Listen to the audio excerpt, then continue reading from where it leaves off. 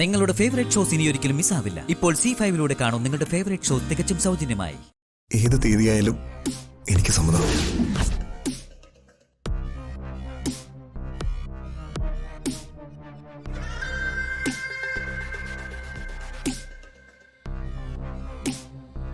അവന്തികെ, അനഘയോടുകൂടി ഒന്ന് ചോദിക്ക്. അത് ചോദിക്കാനൊന്നും ഇല്ല അച്ഛാ. അവള് തിരികെ വരുമ്പോ ഞാൻ പറയാം. അവക്ക് സന്തോഷാവുകയുള്ളൂ. ആ, ആർക്കും വിസമ്മതമൊന്നും ഇല്ലാത്ത സ്ഥിതിക്ക് ആ മുഹൂർത്തം തന്നെ കുറിക്കാൻ തിരുമേനി. ആയിക്കോട്ടെ.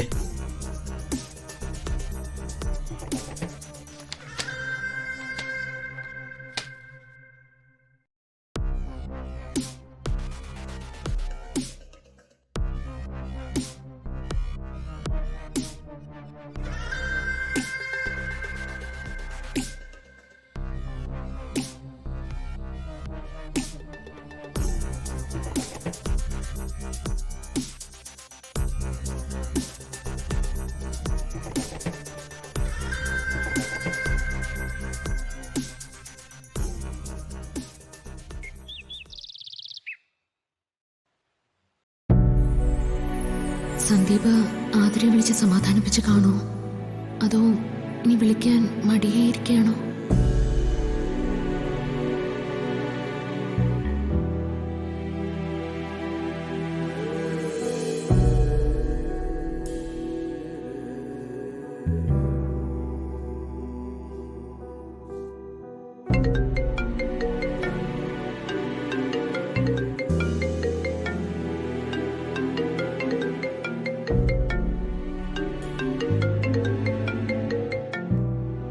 മോളെ, നിന്നെ സന്ദീപ് വിളിച്ചായിരുന്നോ? വിളിച്ചിരുന്നു. അവന് നീ പറഞ്ഞ പോലെ നിന്നോട് ചെറിയ ദേഷ്യം ഉണ്ടായിരുന്നു. അതാ അവൻ നിന്റെ ഫോൺ എടുക്കാതിരുന്നെ.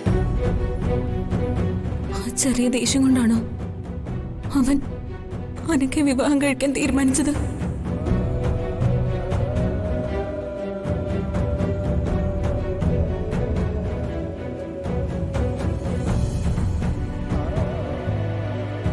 അവൻ എന്നോട് പറഞ്ഞല്ല. ഫോണിൽ തുടങ്ങിയ ബന്ധം ഫോണിൽ തന്നെ അവസാനിപ്പിക്കുകയാണെന്നും ഇനി മേലിൽ അവന്റെ ജീവിതത്തിൽ ഇടപെടരുതെന്നും പറഞ്ഞിട്ട് അവൻ ഫോൺ വെച്ചത്.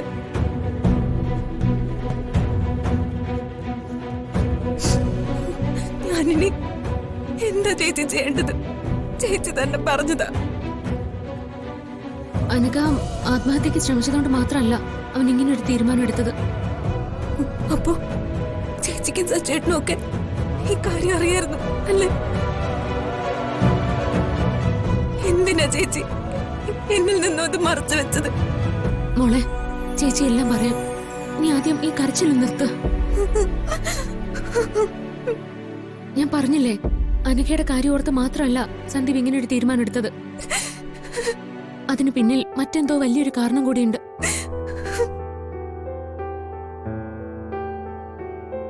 അതെന്താന്ന് ഞാനും സച്ചേട്ടനും മാറി മാറി ചോദിച്ചിട്ടും അവൻ പറയുന്നുമില്ല.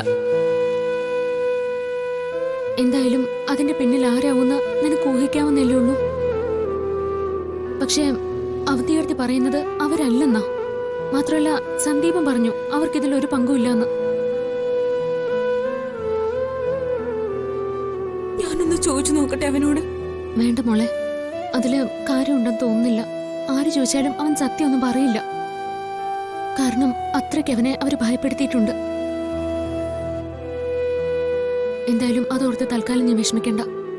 എല്ലാം വിധി പോലെയല്ലേ അവസാനം വന്ന് ഭവിക്കൂ. മുൻപൊക്കെ ഇങ്ങനെ പ്രശ്നം വരുമ്പോ ഇത് നടക്കില്ല എന്നും എന്നോട് ധൈര്യമായിട്ടിരിക്കാനും പറഞ്ഞ് എന്നെ കൂടെ നിർത്തുമായിരുന്നു. ഇപ്പൊ ആ ചേച്ചി തന്നെ എല്ലാം വിധിയുടെ ചുമലിൽ വെക്കുമ്പോ ചേച്ചിക്ക് പോലും മനസ്സിലായല്ലേ സന്ദീപിന്റെയും അനഘയുടെ വിവാഹം നമ്മളെ കൊണ്ട് തടയാൻ പറ്റുന്ന ഒന്നല്ലെന്ന്. ഏത് കാരണം കൊണ്ടായാലും സന്ദീപ് നമ്മളിൽ നിന്നൊക്കെ വളരെ അകന്നു പോയല്ലേ. മോളെ, ഈ ഒരു കാര്യത്തിൽ സന്ദീപ് ധൈര്യം കാണിക്കാതെ നമുക്കൊന്നും ചെയ്യാനാവില്ലെന്നുള്ളത് അവാസ്തവം. എങ്കിലും ഞാനും സച്ചേട്ടനും ഞങ്ങളെ കൊണ്ടാവുന്ന വിധത്തിലൊക്കെ ശ്രമിക്കുന്നുണ്ട്. ഞങ്ങൾ എന്തെങ്കിലും വഴി കണ്ടുപിടിക്കാം. ചേച്ചിക്ക് 100% ഉറപ്പുണ്ടോ നമുക്ക് ഈ വിവാഹം തടയാൻ പറ്റുമെന്ന്? എനിക്കറിയാം ഇല്ലെന്ന്. പക്ഷെ അവസാനം വരെ എന്റെ ചേച്ചി സച്ചേട്ടൻ ശ്രമിക്കുമെന്ന് എനിക്കറിയാം. എന്നാലും സന്ദീപ്, ഏയ്, നീ കൂടുതൽ ആലോചിച്ച് മനസ്സിനെ വിഷമിപ്പിക്കണ്ട. എന്താ ഏതാന്ന് നോക്കട്ടെ ഞാൻ. സച്ചേട്ടനും കൂടി വന്നിട്ട് ഒന്ന് സംസാരിച്ചിട്ട് നമുക്ക് തീരുമാനിക്കാം.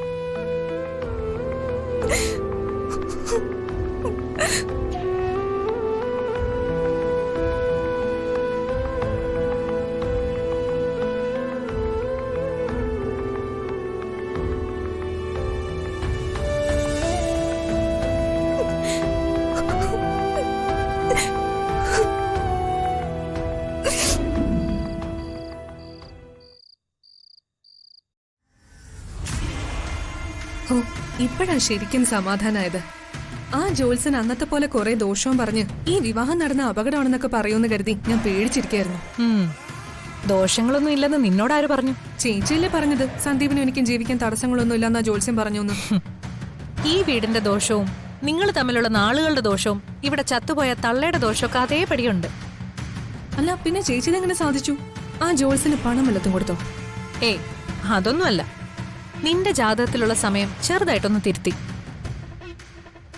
മറ്റൊരു ജോത്സ്യന് കുറച്ച് പൈസ കൊടുത്ത് വലിയ ദോഷങ്ങളില്ലാതെ നിന്റെയും സന്ദീപിന്റെയും ജാതകങ്ങള് ഞാൻ തിരുത്തിച്ചു. അതായത് ഈ 2 ജാതകങ്ങൾ എടുത്തു നോക്കി പലകയില് കവടി നിരത്തുമ്പോ ഏതൊരു ജോത്സ്യനും തോന്നണം അനഘയും സന്ദീപും പൊരുത്തമുള്ളവരാണെന്ന്. അത്രേ ഞാൻ ചെയ്തുള്ളൂ. ചേച്ചി ആണൊരു സംഭവം തന്നെ കേട്ടോ. ചേച്ചി സംഭവം ആയതുകൊണ്ടാ നീ ഇപ്പോഴും ഇവിടെ ഉള്ളത്. അല്ലെങ്കിൽ തന്നെ ഈ ജാതകത്തിലും പൊരുത്തത്തിലും ഒന്നും എനിക്ക് വലിയ വിശ്വാസമില്ല. 10ൽ 10 പൊരുത്തമുണ്ടെന്ന് പറഞ്ഞിട്ട് കയ്യിലിരിപ്പ് ശരിയായില്ലെങ്കിൽ അവിടെ തീർന്നുമല്ല. എന്റെയും നന്ദേട്ടന്റെയും ജാതകത്തിൽ 7ൽ കൂടുതൽ പൊരുത്തമുണ്ടായിരുന്നു. ആ ജീവനാന്ത ദാമ്പത്യ ജോത്സ്യം പറഞ്ഞത്. എന്നിട്ടിപ്പോ എന്തായി? അപ്പൊ ചേച്ചി എന്ന് ചേച്ചിയുടെ ജാതകവും തിരുത്തിയായിരുന്നോ?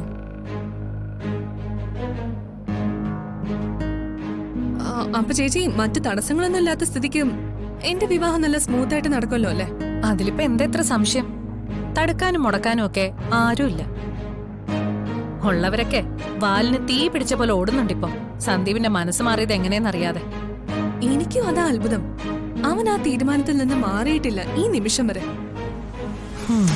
സന്ദീപിന് എന്നോട് ഇത്രയ്ക്ക് ഇഷ്ടമായിരുന്നോ? ഇത്ര ഇഷ്ടം ഉണ്ടായിട്ടായിരുന്നോ അതെല്ലാം മനസ്സിൽ കൊണ്ടുവരുന്നത്? ചേച്ചി സത്യം പറയൂ, ഏതെങ്കിലും രീതിയില് ചേച്ചി സന്ദീപിനെ ഭീഷണിപ്പെടുത്തുകയോ ഭയപ്പെടുത്തുകയോ ചെയ്തോ? ഇല്ലടി, ഞാനൊന്നും ചെയ്തിട്ടില്ല. അന്ന് 4 ദിവസം കെട്ടിയിട്ട് തല്ലിയിട്ട് പോലും അവൻ ഈ വിവാഹത്തിന് സമ്മതിച്ചില്ല. അവനെ ഞാൻ എന്തു പറഞ്ഞ് ഭീഷണിപ്പെടുത്താനാ? ഇത് നിന്റെ ഞരമ്പ് മുറിക്കൽ പരിപാടിയിൽ അവൻ ശരിക്കും വീണതാ. ഡൗൺലോഡ് ചെയ്യൂ C5 ആപ്പ്. കാണൂ എല്ലാ എപ്പിസോഡുകളും സൗജന്യമായി.